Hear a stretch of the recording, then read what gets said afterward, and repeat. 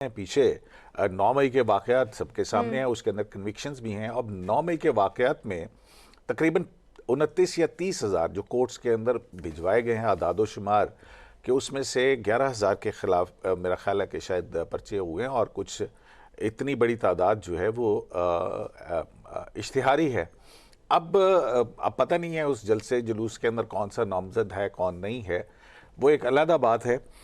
तो जमहूरी आज़ादियाँ आप आइन के नीचे इलेक्शन ट्रिब्यूनल्स के अंदर आपकी पिटीशंस हैं। अभी मेरा ख्याल है कि स्पीकर जो पंजाब असम्बली हैं उन्होंने बड़े 371 के ईवान के फिगर्स बताए कि कितनी पिटीशंस हैं जिसके ऊपर ये बयानिया बनाया जा रहा है।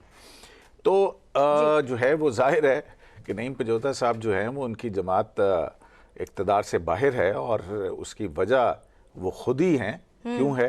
क्योंकि अदम एतमाद की अगर तहरीक हुई थी तो उस वक्त बैठते असम्बली के अंदर 150 सीटें थी, 3-5 सूबों में हुकूमतें थी। इतनी बड़ी बड़ी सियासी गलतियां करके खुद आप सड़कों के ऊपर हैं आज। ठीक है नहीं, आप इस पर क्या कमेंट करना चाहेंगे? जैसे सर ने कहा है कि आप खुद ही वजह हैं क्योंकि आपने तब ये असम्बलियां छोड़ दी थी। नहीं, देखिए क्यूम साहब ने जो बात की है सुप्रीम कोर्ट के फैसले की, तो उस फैसले के अंदर जब ये कहा गया कि ये बिल्कुल रूलिंग जो है वो गलत थी और इतने बजे इतने टाइम के ऊपर वोटिंग हो और ये सारा अमल हो, उस फैसले को बड़ा आइन के मुताबिक करार दे दिया गया। लेकिन जो ही इमरान खान साहब जिनको अगवा किया गया, जिनको जो है रेंजर उठा के लेकर गई एक गैर कानूनी तरीके से, जो कि सुप्रीम कोर्ट ने भी कहा कि गैर आइनी अमल है, उसमें कहा गया कि देखें जी यहाँ तो जजेस जो हैं वो गुड टू सी यू कह रहे हैं। अब आपके सामने मामला है कि साइफर केस के ऊपर इमरान खान साहब को सजा हुई, शाह महमूद कुरैशी साहब को सजा हुई। आपके सामने मामला है कि साइफर अगर था तो सजा हुई और अगर नहीं था तो फिर सजा क्यों हुई? तो एक बाहर से रजीम चेंज होती है, जो कि अमेरिका ने वेनेजुएला के अंदर भी साबित कर दिया कि वो कैसे जाकर उन्होंने सदर को उठाया और उनके ऊपर जो है मंशियात वाला मामला मुकदमा चला दिया। तो जो मुदाखलत हुई थी जिस पर आपने इमरान खान साहब को सजा दी थी, उस मुदाखलत के खिलाफ कोई भी बाहर से मुदाखलत होती है तो आर्टिकल 5 के अंदर वो हक बनता था कासिम सूरी का कि रूलिंग दे के उस मुदाखलत को मुस्तरद किया जाए, कि उस मुदाखलत की सूरत के अंदर ही सिंध हाउस के अंदर मंडियां लगी थी और हमारे MNAs को जो है जिस तरीके से भी किसी को डरा के, किसी को पैसे देकर, और एक गैर आइनी अमल को कैसे सपोर्ट किया जा सकता है। उस गैर आइनी अमल के ऊपर जो फैसला आया उसके ऊपर तो आप कह रहे हैं कि वो बड़ा जबरदस्त फैसला है, लेकिन जो अदालत ने इसको गैर आइनी करार दिया, केस बनाया गया उस पे किसी को गद्दारी का जो है उसके ऊपर मुकदमा नहीं बनना चाहिए। मुकदमा उन पे बनना चाहिए जिन्होंने मुल्क अमेरिका के कहने के ऊपर ये सारा मामला किया। मुकदमा उन पे बनना चाहिए जिन्होंने 90 दिन के अंदर इलेक्शन नहीं करवाया। मुकदमा उन पे बनना चाहिए जिन्होंने मैंडेट चुराया। मुकदमा उन पे बनना चाहिए जिन्होंने एक साबिक वजीर आजम के ऊपर गोलियां चलाई, जिन्होंने पाकिस्तान की अवाम के ऊपर गोलियां चलाई, लोगों के घरों में छापे मारे, लोगों से जबरदस्ती प्रेस कॉन्फ्रेंस करवाई, 9 मई फास्ट फ्लैग किया, 26 नवंबर को हमारे लोगों को शहीद किया, 4 अक्टूबर को जिस तरह KP हाउस के ऊपर हमला किया। मुकदमा तो उन पे बनना चाहिए। आइन तो उन्होंने तोड़ा है, आइन तो बार बार वो तोड़ते रहे हैं। जजेस के घरों में कैमरे लगाना, उनके जेली डिग्रियों के मुकदमात जेली बनाना ताकि वो बात ना करें हल्के खोलने की, तो मुकदमे उन पे बनने चाहिए ना। मुकदमा किस चीज का हम पे बनना चाहिए? इमरान खान ने अगर जाकर अवाम के अंदर जाने का फैसला किया तो इमरान खान को पता था कि मैं अवाम के अंदर जा सकता हूँ, और वो आईने पाकिस्तान उनको हक देता है कि जहां उनकी हुकूमत हो वहां वो असम्बलियां खत्म कर सकते हैं, तोड़ सकते हैं। और उसके बाद इमरान खान साहब गए, लेकिन जिन्होंने 90 दिन के अंदर कराना था उनको कोई नहीं पूछ रहा। और जो अवाम में गया कि मैं जो गैर आइनी तरीके से हटाया गया हूँ और मैं अवाम की ताकत से दोबारा आऊंगा, उसको आप कह रहे हैं कि ये गद्दारी इसने कर दी है। तो इस तरह नहीं होता ना। ये आप चीजें आप अपने एंगल से देखेंगे, जो आपको पसंद होंगी वो आप उस हिसाब से उठा के उस एंगल से पेश करने की कोशिश करेंगे, जो कि हकायक बदल नहीं सकते। और वो हकायक उनको तस्लीम भी किया, उनको सपोर्ट भी किया 8 फरवरी को अवाम ने कि यही हकायक है, यही हमारा लीडर है और यही पाकिस्तान को बचा सकता है। बाकी तमाम लोग जो आज इक़्तिदार के अंदर हैं, ये साफ ही कहते रहे कि हमें इनके बारे में बताया जाता था कि इनकी फाइलें हैं, ये तो मुल्क लूट के खा गए हैं, इन दोनों पार्टियों ने मुल्क लूट लिए। आज वो बरी उज़िम है, चाहे वो फौज के ऊपर तनकीद का मामला हो, चाहे वो पाकिस्तान का खजाना लूटने का मामला हो, IMF की रिपोर्ट ने नहीं बता दिया, चाहे और इंडिपेंडेंट इदारों की बात कर ली जाए। तो वो तमाम लोग जो आज जिन्होंने पहले भी पाकिस्तान का नुकसान किया, जो नेक्स्ट भी करेंगे, वो ठीक हैं। और जिसने 1 रुपए जो अपनी जेब के अंदर नहीं डाला, मिलें, फैक्ट्री, जदादें, अपार्टमेंट्स वो नहीं बनाए, उसको आपने जेल में रख के कहा हुआ कि देखें जी इन्होंने करप्शन कर लिया, बड़ा इन्होंने मुल्क लूट। ठीक, इस पे मैं कयूम साहब का भी कमेंट लेना चाहूंगी। कयूम साहब, जैसे नईम साहब ने कहा है कि खान को गैर आइनी तरीके से हटाया गया था, क्या वो तहरीक अदम एतमाद जो आई थी वो गैर आइनी थी? मैं तो नहीं उसको गैर आईनी कहता, क्योंकि आइन के मुताबिक ही है। आइन के अंदर एक अगर जमहूरी तरीक़ाकार के तहत हुकूमत तब्दील करने का ये आइन के अंदर ही इख्तियार है ना। और जो सुप्रीम कोर्ट ऑफ पाकिस्तान है, वो सुप्रीम कोर्ट ऑफ पाकिस्तान जिसने गुड टू सी यू कहा था इनको, वो सुप्रीम कोर्ट ऑफ पाकिस्तान जिसने इनको हमेशा जलसा करने की इजाज़त दी है, वही थी गुड टू सी यू वाली सुप्रीम कोर्ट जो है, उसी ने इनको कहा था कि जनाब ये गैर आइनी इक़दाम किया गया है। तो बहरहाल अदालतों को सियासी मकासद के लिए जिस तरह से पाकिस्तान तहरीक इंसाफ के दौर के अंदर इस्तेमाल किया गया, वो पंजाब हुकूमत वाला मामला हो, 63A वाला मामला हो, 62(1)F वाले मामलात हो, और भी ना जाने क्या क्या। अब यहाँ पर तोशाखाना 2 केस जो है, अब फिर दूसरी इन्हीं अदालतों पे तनकीद करते हैं।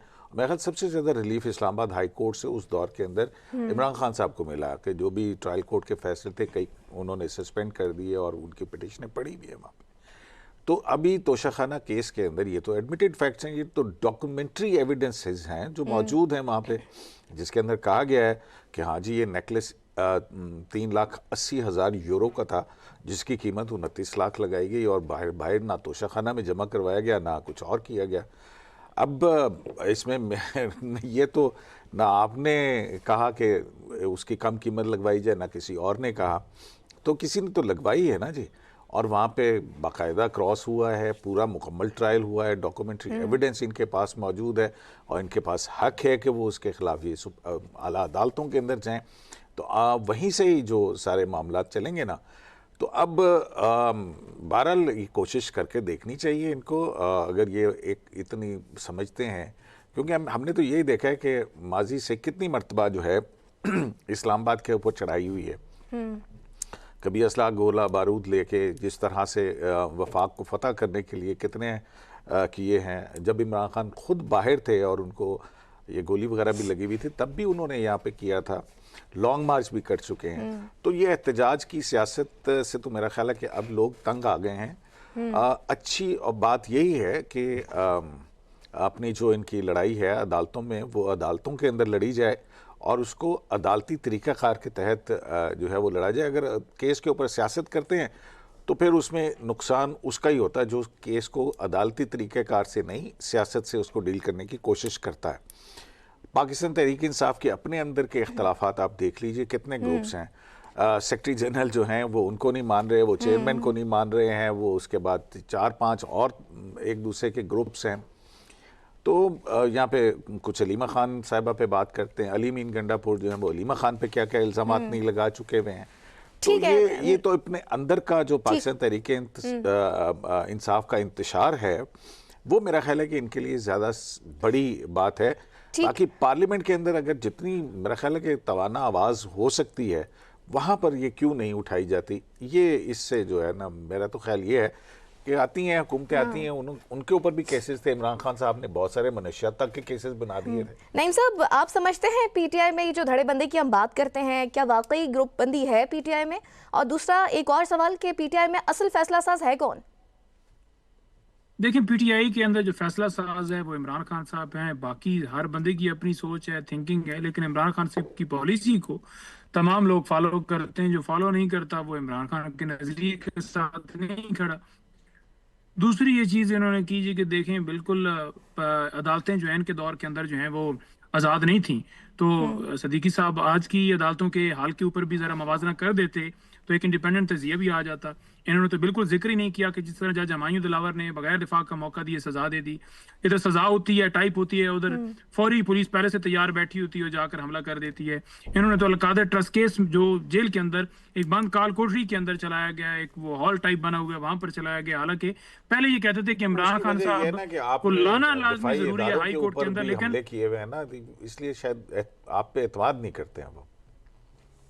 नहीं, देखिए, आपके एतबार की तो बात नहीं है ना। आप अदालत हैं ना, आप जो है जज हैं ना, आप कोई जो है यहाँ पर फैसला देने वाले हैं। वो तो देखिए, ये तजिया नहीं है ना। देखिए, अब फिर देखिए, नहीं, बिल्कुल गलत आपका तजिया है। क्या आपने संजानी जलसा नहीं देखा? जो है वो बिल्कुल नहीं, गलत बात आप कर रहे हैं। संजानी आपने जलसा देखा, बिल्कुल पुरअमन तरीके से हुआ। सवामी हमने जलसा किया, हर रोज हम केपीके के अंदर। सुन लीजिए, सुन लीजिए अपनी बारी पे। मैं तो दरमियान में बोले, देखें, केपी में जलसे हुए, लाहौर के अंदर हमने जलसा किया, संजानी के ऊपर जलसा किया, बिल्कुल पुरअमन तरीके से हुए। हालांकि उन जलसों के ऊपर भी मेरे ऊपर 2-3 मुकदमे दर्ज हो गए कि मैंने पुलिस पे हमला कर दिया, बगावत कर दी, साजिश कर दी, मुल्क के खिलाफ कोई मामला कर दिया, पुलिस वालों की वर्दियां छीन ली, कोई एक वीडियो कोई एक एविडेंस ही लेकर आ जाए ना, तो मैं कहूंगा कि तमाम आप बातें ठीक कर रहे हैं। इमरान खान साहब के ऊपर केसेस भी ठीक हैं, पॉलिटिकल विक्टिमाइजेशन को पॉलिटिकल विक्टिमाइजेशन सिद्दीकी साहब के ये बिल्कुल ऐसी बात नहीं है।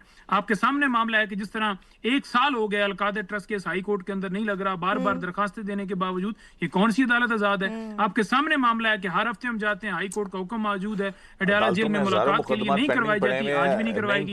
आपके सामने मामला है, आम आदमी के मुकदमा जो है 9-9 साल के बाद लग रहे हैं। देखें मेरी गुजारिश सुन लीजिए ना, जिस तरह फौरी तौर पर नवाज शरीफ साहब को क्लीन चिट दी गई, आपको पता नहीं है कि वो डिस्क्वालीफाई थे, उन्हें एल भी करार दे दिया गया। आपको पता नहीं है कि नैब के अंदर तरमीम करके जिस तरह उनके केसेस खत्म किए गए, जिस तरह उनको एल किया गया और जिस तरह उनके केसेस यहाँ पे आप गलत नहीं कर रहे हैं, उनका कोई केस नैब अमेंडमेंट के जरिए खत्म नहीं किया गया। सामने मामला है कि सुप्रीम कोर्ट हम लेकर गए बुनियादी इंसानी हकूक की ऐसा नहीं हुआ। और उनकी जो है आपकी बात सुन लें। नहीं पूछोता साहब, यहाँ पे थोड़े से जो है ना फैक्ट्स को दुरुस्त रखें। नवाज शरीफ का कोई केस नैब अमेंडमेंट के जरिए ख़त्म नहीं किया गया। ये इमरान खान साहब हैं जो उन नैब अमेंडमेंट्स का सहारा लेके वो पिटीशन दाखिल कर रहे हैं। आज भी आपने तोशाखाना के गलत बयानी आपने की सुन लीजिए ना, अब बात आप फैक्ट्स को डिस्टॉर्ट तो ना करें, फैक्ट्स को स्ट्रेट रखते हैं। आप अपना एनालिसिस, आपका जो भी पॉलिटिकल बयानी है वो आप बिल्कुल बेशक आप जो है ना वो उसका इजहार करें, बिल्कुल मुकम्मल तौर पे आप पूरी तरह से आज़ाद हैं, लेकिन जो फैक्ट्स हैं वो फैक्ट्स हैं। और उसके बाद जो सुन लीजिए, मेरे ख्याल में बारी थी जी उसके बाद मैं कम से कम फैक्ट्स इनके करेक्ट कर दूं, फिर उसके बाद ये जो मर्जी इसके ऊपर क्लियर है। इस्लामाबाद हाई कोर्ट के अंदर जो नाहिल सुन लेना, मेरी बात सुन लेना बात सुन लेना। सवाल कर रहे हैं अब्दुल करीम साहब, आपने बात की है ना, तो मैं आपको वो फैक्ट्स बता रहा हूँ ना आपको किसके खत्म हुए कि इस्लामाबाद हाई कोर्ट के अंदर 2 साल के बाद नैब के अंदर नहीं चला, एफआईए के अंदर चला गया। नवाज शरीफ इस्लामाबाद हाई कोर्ट के फैसलों को तो आप मानते नहीं, एफआईए के अंदर चले केसेस, ठीक तो गलत बयानी कर रहे हैं ना आप, गलत बयानी कर रहे हैं भाई। फैसला किसका है? आपके एहतमिन साहब और जैसे मियां गुल हसन औरंगजेब का है, जिसके अंदर जो बनाए गए थे रेफरेंसेस उनके खिलाफ, वो कल अदम करार दिए गए। वो नैब तरामीम से नहीं हुए हैं, वो अदालती फैसलों के जरिए से हुए हैं।